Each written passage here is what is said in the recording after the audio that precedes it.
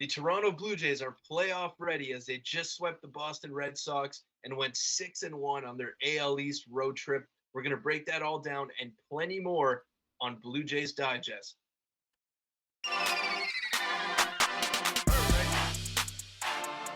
What's up, Jays fans? I'm your host, Peter Vryonis, alongside Nick Gosse. Everything is good in Jays land right now. It is happy Sure. times. The team is rolling, and I'm super excited to break this all down. We got a few new segments as well, so hopefully that should be some fun. Nick, thanks for joining me, man. No worries. It's been a good week, good series for sure for the Blue Jays. Oh yeah, 6-1 is definitely something to write home about. But look, we'll say this, okay? The Yankees, we played them at the right time. Agreed. We got them when they were struggling, and we took advantage. And the Boston Red Sox, well, they're the Red Sox. They suck. But the Blue Jays were also struggling. They were struggling coming into these series, and they gutted out these wins. They they were firing. The pitching was good, and it was just character wins all around. Yeah, it was. I haven't had that much fun watching baseball in a while. Like the Yankees series was great. I preferred watching this Red Sox series, especially these last couple of games. It's been great. Pitching was great. Hitting was great, and then not so great. But they made it out and they swept, which was all we could ask for. We're talking about it last video. Yeah, for sure. And the bullpen has been the major talking point all season. They've blown some games. They've added some Yeah. losses to our tally, but they've been our saviors the past couple of games, and that's definitely something that's encouraging, especially with the playoffs coming around. But let's get into game one here, as it was a 9-3 win, great performance. It was really that one inning that did the Red Sox in, that 8-run third inning that the Blue Jays had. And there's a couple things that really stood out to me in this game. First off, Ross Stripling Oh, is a great. god. Yeah, he's the He's a god. best. Yeah, he is phenomenal. Ever since he got moved into that starting rotation, he's just been on another level. Probably been their most consistent guy, if I'm being honest. Yeah, he's definitely been more consistent than Manoa the past, honestly, 3 months. Um, he reminds me of Marco Estrada. I don't know what you think Yeah, about that, but it people have been making those comparisons online. He's been great. And he doesn't overpower you with anything. His changeup is just filthy. I love me some Ross Stripling. I think he'd be in a playoff series. Now I know we're not gonna get ahead of ourselves here, but in a playoff series, I think he's our third starter over Barrios right now. that's a hot take. That's a hot take. I don't know about that, but I love the Estrada comp. I love the I Marco think Estrada comp. fair enough. He was one of my favorite pitchers on that 2015, 2016, on those teams. And wow, yeah, no, I could see it. I could Now, definitely see I'll it. make it clear. I don't think the Jays do that because I think that Stripling is already set as like a reliever. Like he's already done the relief stuff, and Barrios hasn't done that. I don't know if he's ever done that in his career. So I think they'd start with Barrios and have Stripling piggyback if needed. But if I was the manager, I would put Stripling out there as of now. We'll see what the rest of the season entails though, because Barrios has been Well, great too recently. well, you're not the manager, Nick. I'm sorry to break it to you. One day One day we can dream. We can at least hire me as your assistant, though. I will. Yes. Cool, cool. All right. But yeah. What was I going to say now? If you get into a 7-game series, Yeah, you do need 4 starters. exactly. And You we have can't, them.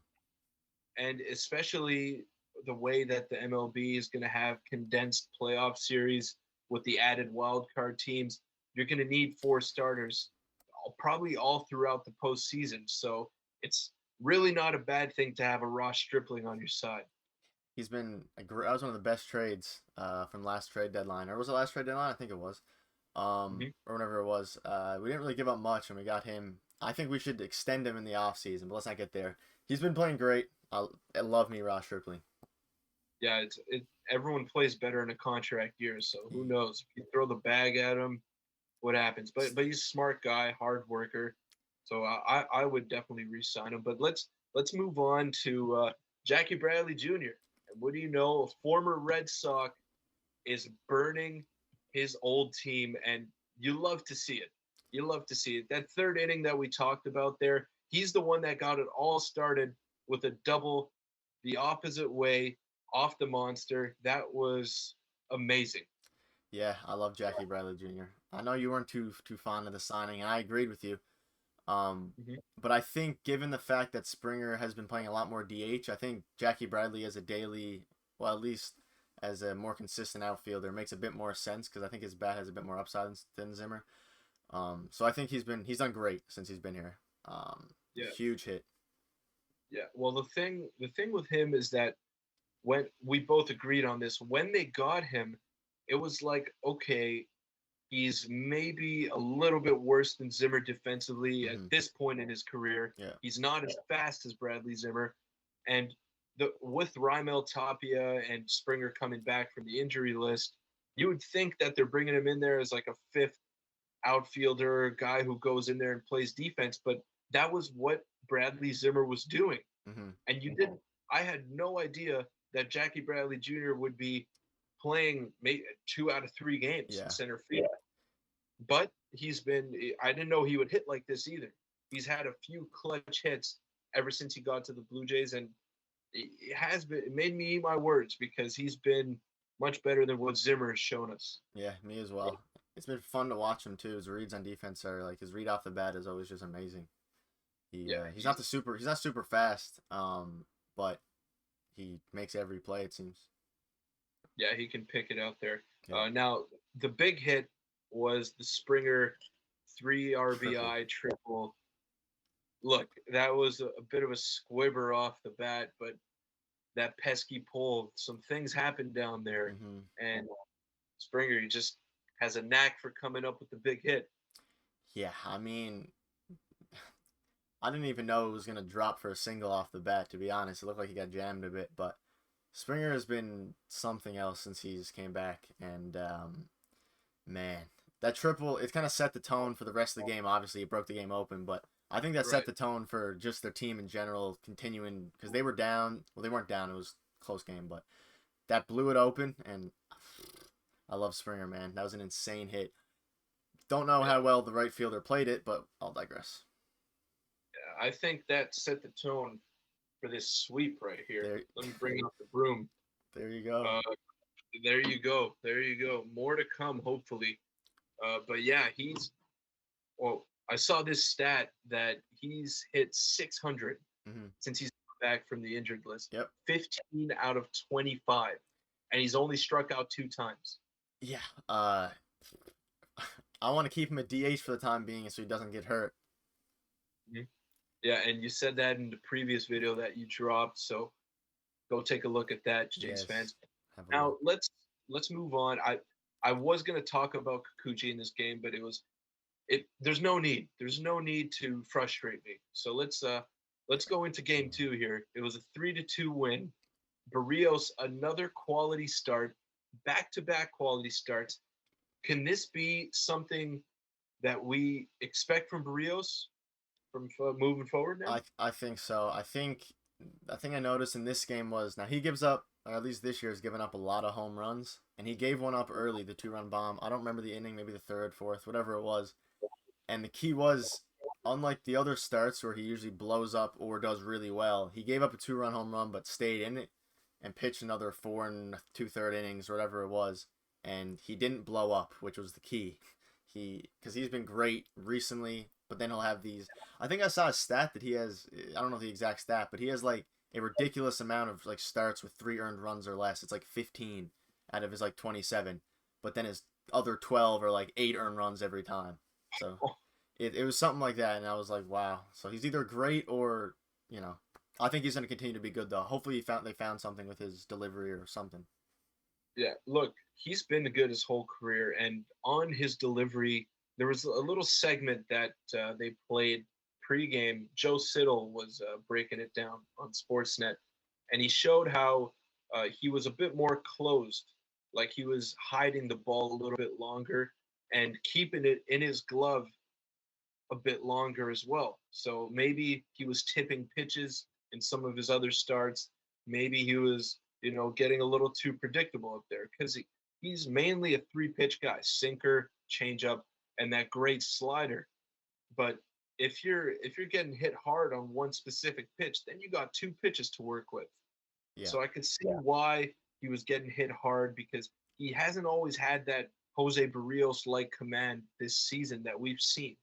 But he's been good his whole career, and I I think this is something that he'll build off and keep going with. Yeah, I think his record is too good for him to blow up. That's why I'm not worried. I think you said in the other video you're not too worried about his contract. I'm the same as you. I think he'll be Yeah, fine, and hopefully he gets hot towards the towards September and October. yeah, we can only hope for that. Yeah, And the bullpen came up huge in this game. He gave us 6 innings. Rios was great. He did his job. He handed it off to the bullpen in a 2-2 game. And then the bullpen just came in and did what they needed to do. They gave us 4 innings. Game went to extras. They were just great. And Jordan Romano, Jordan Romano, Whew. after the Jays took the lead off that Springer rocket off the monster, he just goes in there and shuts the door. Yeah. And he did that. A bit of foreshadowing. He did that today again. But yeah, Romano's been amazing recently. He's been amazing since his whole career, really. But the bullpen in general has been great. Anthony Bass, shout out to Anthony Bass. He's been. I didn't know what he was gonna be like when we first got him, but he's been amazing. He's given up 1 run, I believe, in 9 innings and 9 appearances, and that 1 run was It's got to be around 11 innings now after what? these. Yeah, after yeah, Series. and Yeah, that 1 run was, I believe, the first game. It was a home run. I remember watching that. It was his first game in. He was a solo bomb, and against Minnesota yeah, in a blow. yeah, exactly. The game was a blowout, anyways. So everyone's been great though. Even Simber a little bit. So they've been Yeah, great, and yeah, Bass has been everything that we've wanted and more. He's been a workhorse in that bullpen. He's had so many appearances in just a short amount of time with the Blue Jays since the deadline. And another thing I want to talk about in that game too was Matt Chapman. Oof. That great play that he made, the diving play where he was shifted over to shortstop and he just kind of like just backhanded it to second base. It was insane. yeah. It was one of the better plays I've seen, and it looked a lot. I feel like it looked a lot harder, or it looked a lot easier than it actually was in real time. Um, it was a shift play. I think I heard him say in the pregame that it was his best shift play ever, and I think it was one of his best plays ever. But last year we don't have a third baseman who can do that, who would have done that. So game changing No, plays. I posed the question today: is he the greatest defensive third baseman ever? Like ever, like in the MLB. Ever, ever. I know there's Nolan Arenado, but his athleticism just separates him. But I'll let you answer the question. I think it's What do close. you? I think I'd say I still tie Nolan and Matt. I'll give him a tie. I'll take the easy way out. I don't know what the advanced metrics say, but Chapman has been unreal. I'd say it's close. It's definitely close. I'm gonna say he is. I don't care if you call me biased. He is. He's the greatest defensive third baseman ever. I don't care. I mean, yeah, I can. There's definitely a case to be made for it, and we have him for another year, hopefully more. But yeah, he's been unreal. He has a really high fielding percentage, like 96%, and he's tons of balls batted to him. So he's been great. Yeah, and he has a cannon for an arm. Yeah, if only that's like a Vladdy arm almost. He would have stayed Wish at I third. like a Vladdy senior arm. Yeah, Yeah. yeah, outfield. I love him. Wish I had that talent. I don't though. Same. Yeah. Well, we'll move on to game three. Let's not put ourselves down here. You Yep. know, we're good at We're some good things. athletes. Yeah. It's not at throwing baseballs at 95 miles an hour across the diamond, but it's okay. One day.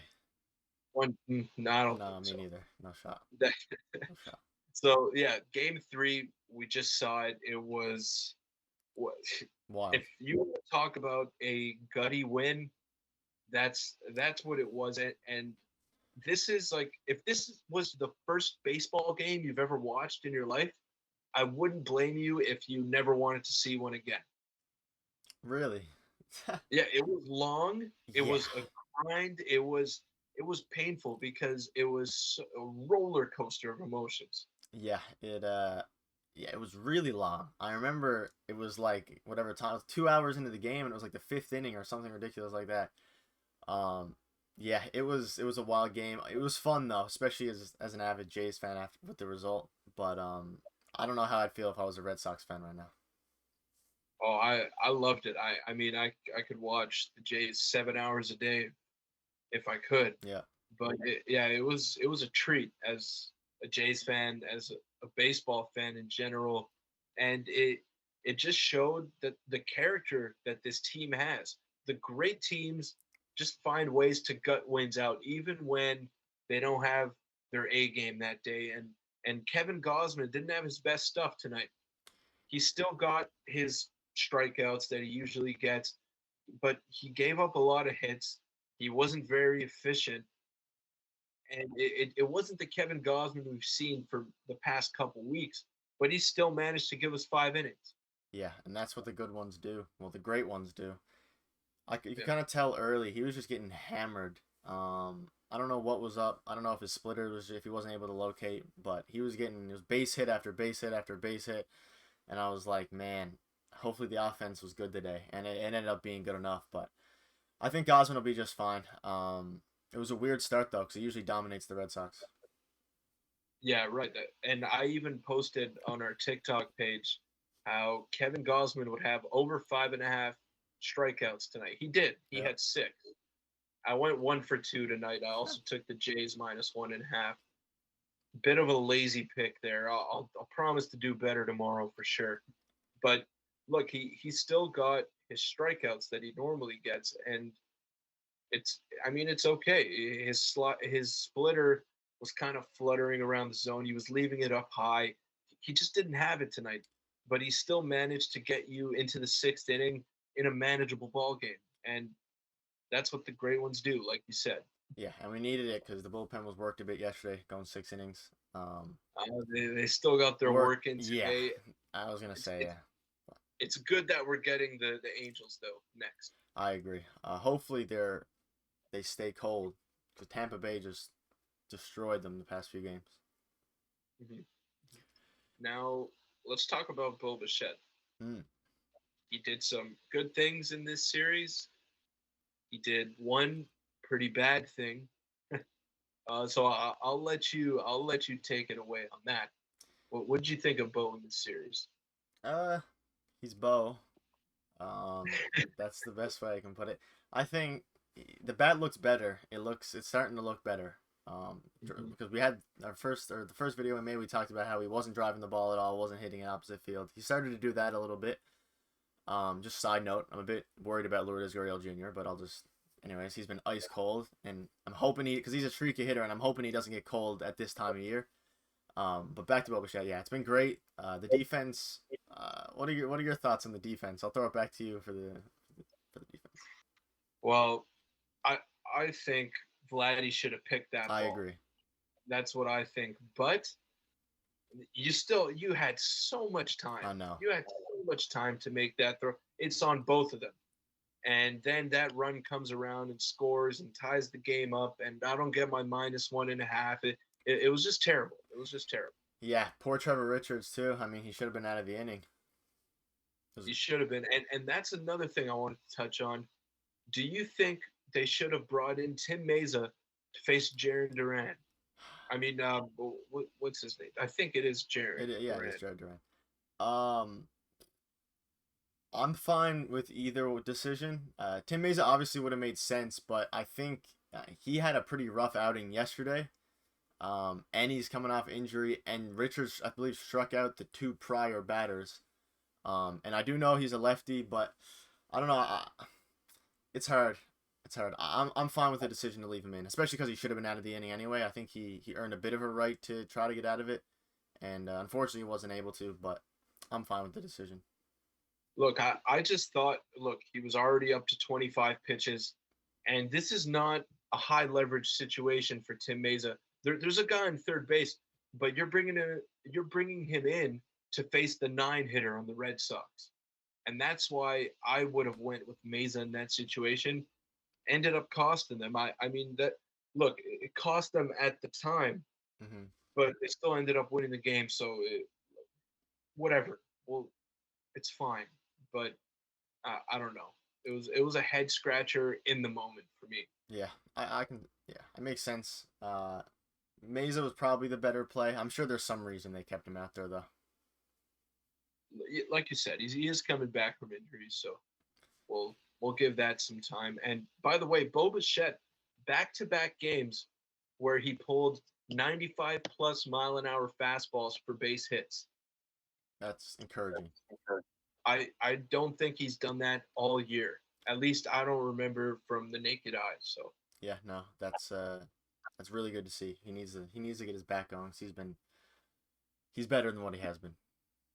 definitely a good sign. Now I want to get into a couple of new segments Yes. that we have here. The first one being the most valuable Blue Jay, the MVBJ. Yep. Let's get into it. I got a graphic here. Here it is. Who do you give that to, Peter? Ooh, I don't think it's particularly close. I'm gonna go with Matthew James Chapman. Matt Chapman. Why do you say that? Just a defensive play or everything? It was everything. It was everything, Nick. And he was great in the field.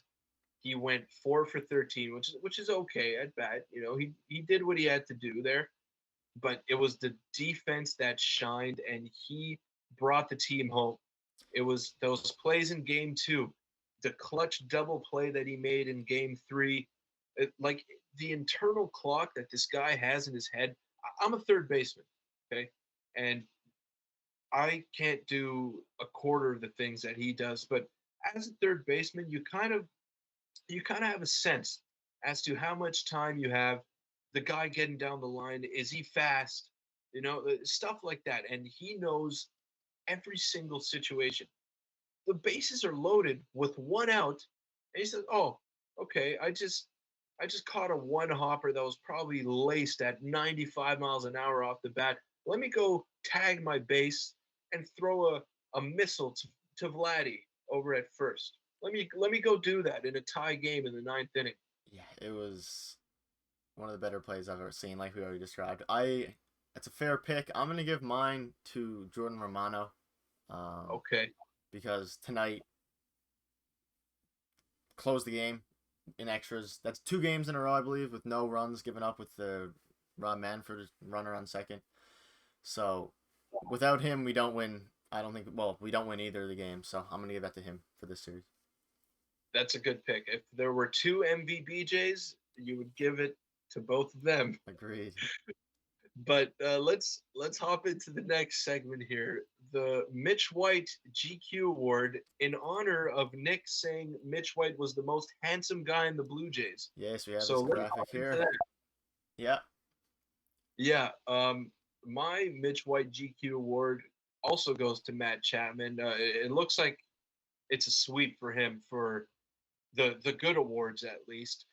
Yeah, that play that he made in game 2 that we spoke about there, the diving play where he shifted over to shortstop and then he sort of shot puts it to second base. It was nuts. It was nuts. The guy's a wizard. Yeah. The sexiest play definitely goes to Matt Chapman. I'm gonna agree with you there. We've already talked about the play a bunch. Unreal play, and this was a no-brainer.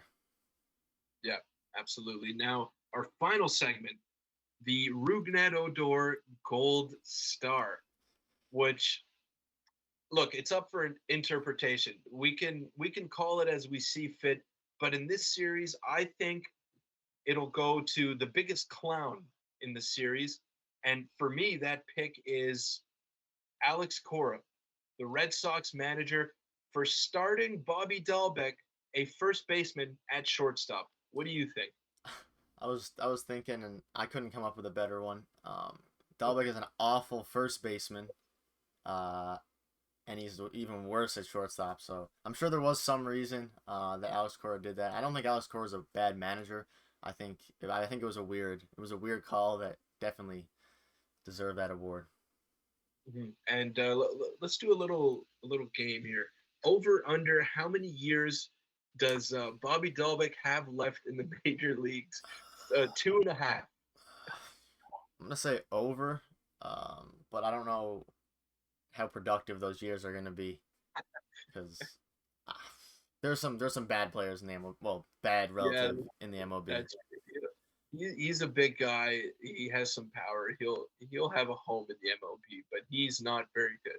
No, every time there would be a man on second and third or a man on third, and I saw Bobby Dalbec up, I would be happy because I just figured he was gonna strike out, and he I did. know it actually it's insane to me how much this guy strikes out. But this is a Blue Jays podcast. We don't talk about the enemy. Enough Red Sox. Let's look ahead. Yep. Schedule ahead. The Angels, Cubs, Pirates. We touched a bit upon it in the Yankees series. Look, all three of those teams are not very good, and we. I'm gonna get greedy, and I want 9 wins, but that's very unrealistic. It could happen. You want all It could 9? happen. I want all 9, baby. I want all 9. Now, what's your ideal record in this 9 game span here? I think we go 7-2. 7-2. I think Yeah, we have Shohei Ohtani Saturday. I still think we find a way to win that game, but I think somewhere along the way we'll sprinkle in a couple of losses. But 7-2, I'm happy. I'll take that, and I think that's a pretty realistic goal. I like that. I like that. All right. Well, I'll get the delusion out of my head, and I'll go 7-2 as well. I think it's gonna happen. You think so? Yeah, I just think we're rolling right now. I don't know.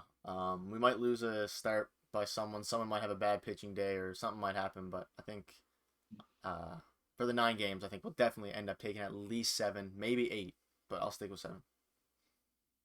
I'll take 8 as well. I'll take that.